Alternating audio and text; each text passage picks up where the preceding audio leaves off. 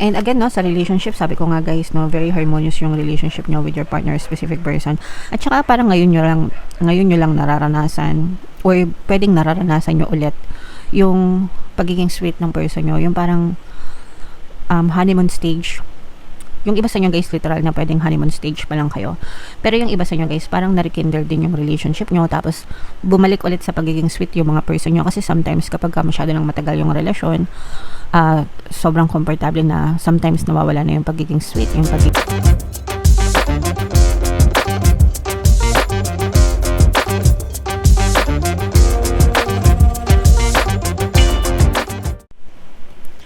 Hello guys, hello Gemini, welcome back to Pinay Pixie Tarot. Ang pamagat ng episode natin for tonight is bagong taon, 2026.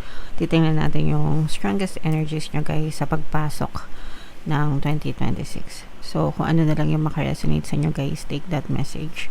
Kasi hindi lahat ng mensahe ay mag-resonate sa inyo guys. So, unahin natin itong mga angel messages na to para sa inyo mga kapiksi. Ito ipaalala guys na mag-focus kayo sa present nyo mga kapiksi. Kalimutan nyo na yung past, kalimutan nyo na yung 2025, kalimutan nyo na yung mga previous years no, na nagdaan sa buhay nyo. And yung future nyo, huwag kayo masyadong mag-alala kasi wala pa siya. Pero focus on your present energy, focus on your present moment mga kapiksi. Kung ano yung focus ng attention mo ngayon, yun yung ma-experience mo in the future. Lahat ng experiences nyo sa current circumstances nyo, yan ay produkto ng mga past thoughts nyo. And tapos na yun. Pero pwede mo baguhin yung future mo by focusing on positive things sa present situation nyo guys, okay? So yun yung relationship ng past, present, and future. Pero yung past at saka yung future, they do not exist at all. Yung present lang yung nag-exist mga kapiksi. So make sure na i-boost nyo yung energy nyo sa positivity sa present situation nyo guys, para maging maganda yung hulman ng future nyo. Yung past, wala na yun guys, tapos na yun. It's totally irrelevant sa buhay nyo mga kapiksi. Ang pwede nyo na lang dalhin from your past is yung mga magagandang lessons, okay? And take care of yourself mga kapiksi. This is about self-love. This is about taking care of yourself mga kapiksi, the way you would treat your home, diba? Yung bahay natin, gusto natin malinis, maaliwalas, maalwan, mabango. Ayaw natin ng magulo, ayaw natin ng madumi, ayaw natin ng mabaho, diba? So, ganun natin alagaan yung sarili natin. If we love ourselves and we respect ourselves, diba? Malinis. Pero if we keep on thinking negative thoughts, cluttered, stressed, diba? Mga worries, yan yung mga negative mga kapiksi. So, linisin natin guys, no? And make sure na mag-focus tayo sa mga magaganda, okay?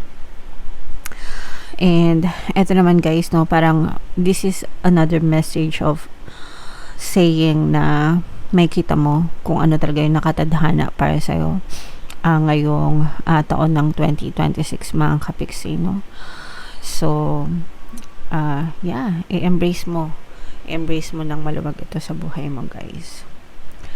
So yan ang mensahe sa inyo Gemini. Comment down below if feeling nyo naka-resonate kayo dyan. So shuffle natin to guys. Hanapin natin yung energy ng Gemini. Habang sinashuffle ko to, panoorin nyo muna guys yung video natin regarding sa ating paano mag-manifest ng abundance video course.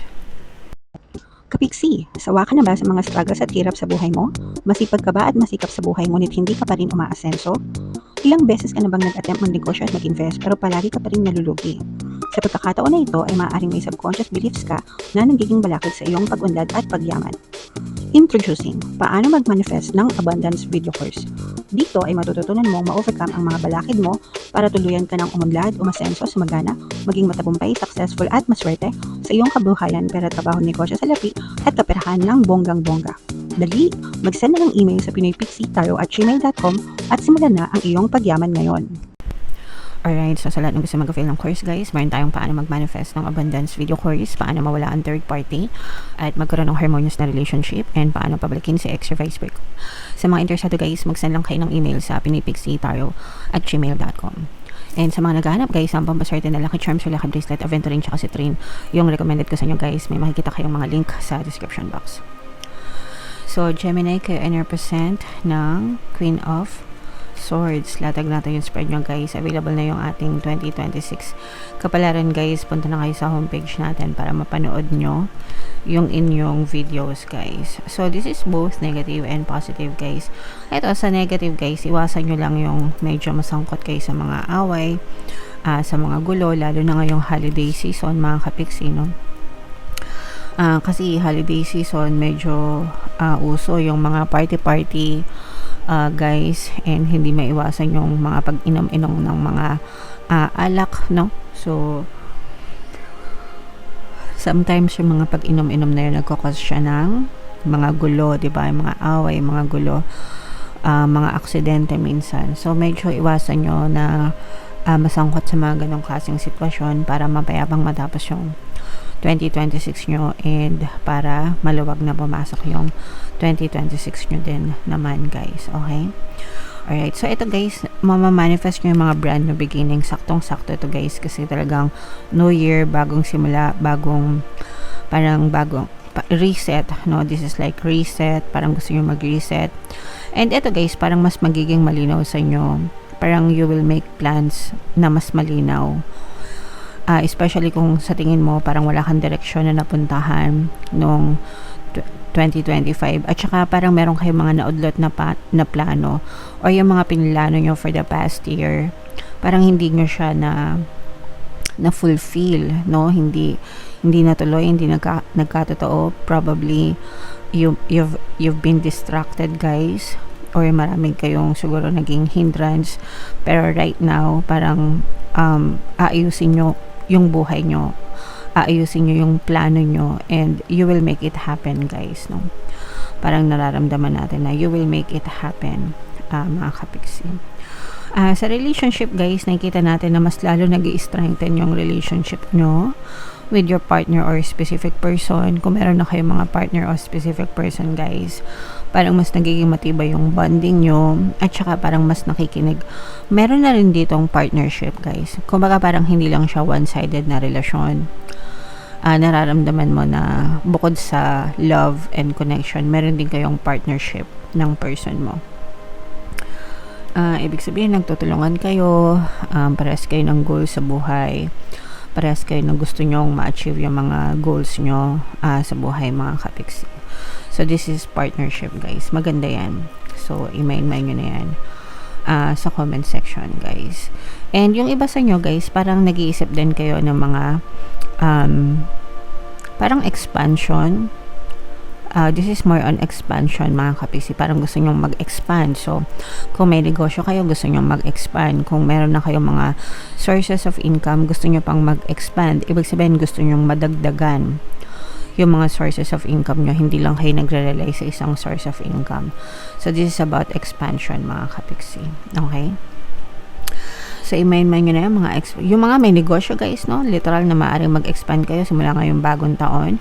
Ibig sabihin, baka nagpa-branch out kayo, nag-expand yung negosyo nyo, dumadami yung mga resellers nyo, yung mga ganyan. Or nagkakaroon kayo ng mga additional branch. Mga ganyan, mga kapiksi. So, expansion. So, i-mind nyo na yung mga expansion na yan, itong harmonious relationship na to guys, tsaka itong mga bagong simula, no? Brand new beginnings, mga kapiksi. Ito guys, ito yung nagiging balakid for some of you. Kasi yung iba sa inyo parang takot kayo lumabas ng inyong comfort zone, although hindi naman lahat guys, pero yung iba sa inyo takot lumabas ng comfort zone, and yun yung nagiging hindrance ng iba sa inyo, kaya hindi nyo maabot yung mga pangarap nyo, kasi meron kayong mga dreams, meron kayong mga pangarap sa buhay, pero parang hindi kayo nakakakita ng progress. And probably yung iba sa inyo parang takot na mag-take ng risks, takot na sumubok mga kapiksi. So kailangan nyong i-overcome itong mga fear nyo, itong mga duda nyo sa sarili nyo mga kapiksi, and kailangan nyo mas maging agresibo, mas maging matapang, no? Matapang at mas maging confident in reaching your goals, mga kapiksi. Kasi nagiging balakid yon sa pag-abot ng mga pangarap nyo. Okay? And again, no, sa relationship, sabi ko nga guys, no, very harmonious yung relationship nyo with your partner, specific person.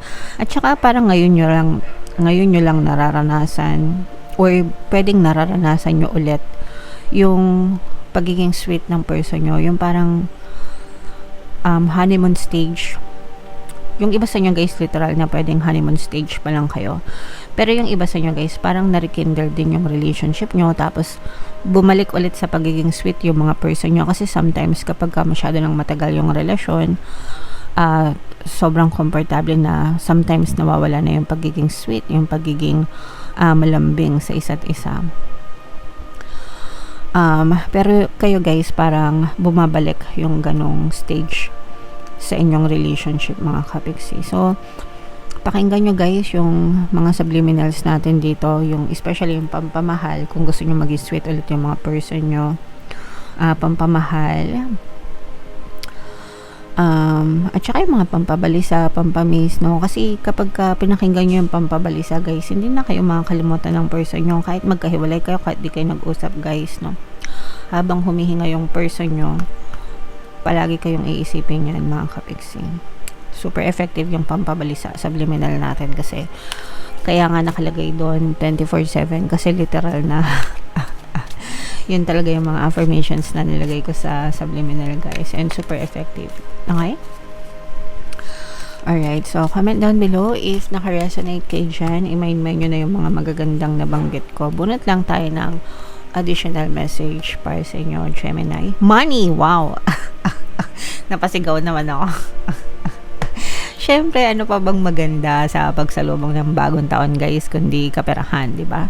Money, money, money. Find a way to abundance. And yun nga yung sinasabi ko sa inyo guys, kasi di ba kanina sabi ko sa inyo, although wala akong masyadong nakitang money energy dito sa reading nyo, pero ang nakita natin is expansion, no? Sabi ko nga sa inyo, pwedeng mag-expand sa mga may negosyo, pwede kayo mag-expand ng business,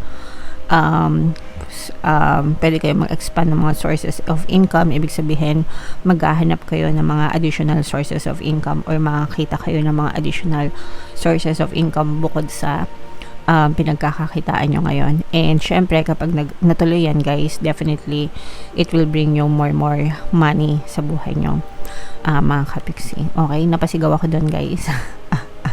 So, ito guys, no, pagdating sa money, huwag niyong kakalimutan, buong 2026 guys, money affirmations kayo.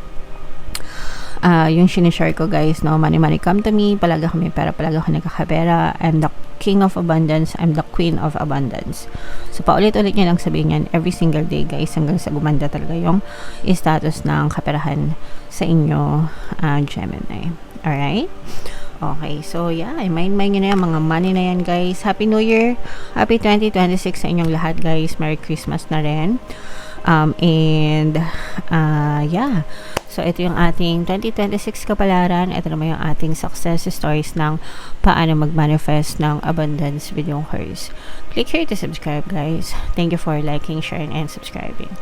See you next time. I love you all. Have a nice day. Bye bye.